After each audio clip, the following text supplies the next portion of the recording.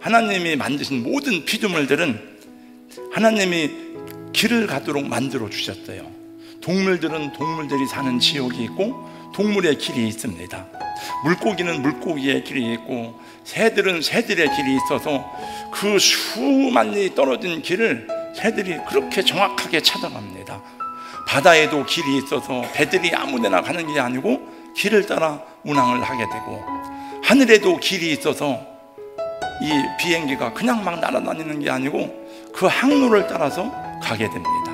모든 피조물은 자기 위치가 있고 자기가 가야 될 길이 있는데, 하나님이 창조하신 하나님의 형상대로 지음받은 인간도 마찬가지예요. 그래서 우리 인간이 가야 될 길을 성경에 준 내용 가운데 하나가 뭔고 하면 전도서입니다. 그 전도서의 인간의 길에 대해서 많은 말씀을 하면서 인간의 길이 무언가, 사람의 본분이 무엇인가 마지막 결론으로 이렇게 말씀하고 있습니다. 일의 결국을 다 들었으니 하나님을 경외하고 그 명령을 지킬지어다. 이것이 사람의 본분이니라. 이제 오늘 말씀은 하나님이 없는 사람들의 타락하고 불의한 삶에 대한 심판을 포함하고 있지만은, 중요한 것은 하나님의 은혜가 무엇인지를 경험했지만은, 예수님을 영접하고 성령의 은사를 체험했지만은, 자기 육신의 정욕과 탐욕과 이런 것에 눈이 멀어서 하나님의 은혜를 저버리고 하나님을 배반한 자들의 종말에 대해서 말씀하고 있는 것입니다.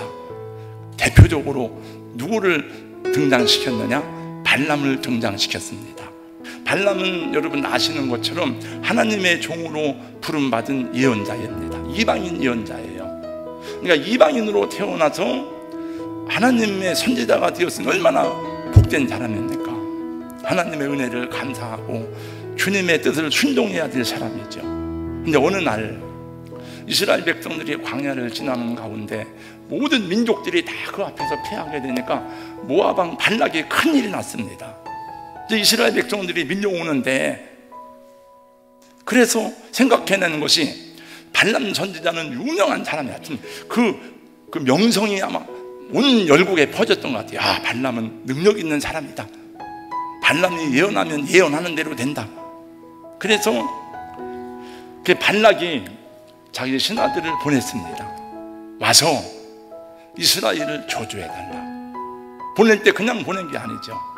많은 금은보화를 준비하고 그 다음에 그에게 여러 가지 좋은 조건을 지시했습니다. 여러분, 돈과 명예와 권력을 잡을 수 있는 기회가 있는데 그것을 거절할 만한 사람이 어디 있습니까? 쉽지 않은 일입니다. 발람은 그 치명적인 유혹을 거절하기가 너무 어려운 거예요. 그래서 그렇게 해서는 안 되는 줄 알면서도 계속 하나님의 뜻을 얘기하면서도 그 길을 가는 거예요. 성경은 그를 선지자의 미친 행동이라고 말씀합니다. 교회 안에도 발람과 같은 사람이 있느냐?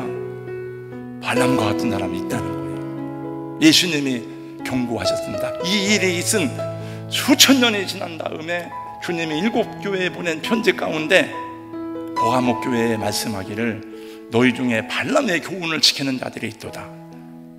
그러면 오늘 우리에게도 있다는 거예요. 원래 7교회는 우리 모든 교회를 대표하는 메시지입니다.